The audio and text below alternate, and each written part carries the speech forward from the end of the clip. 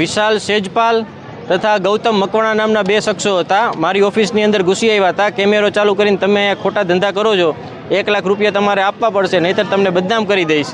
બરોબર. આવી એક પોતે હું એક મોરબી ટાઈમ્સ નામની ન્યૂઝ ચેનલનો પત્રકાર છું. આવી પત્રકાર તરીકેની ખોટી ઓળખ આપી હતી અને પૈસાની માગણી કરી હતી. મેં કીધું આવા પૈસા મારી પાસે નથી. મને ખેંચીને નીચે સુધી લઈ ગયા અને મારા ખીચામાંથી હાથ નાખીને તારી પાસે અત્યારે કેટલા પૈસા એ મને આપી દે એમ કરીને પોતે લૂંટનો પ્રયાસ કર્યો હતો.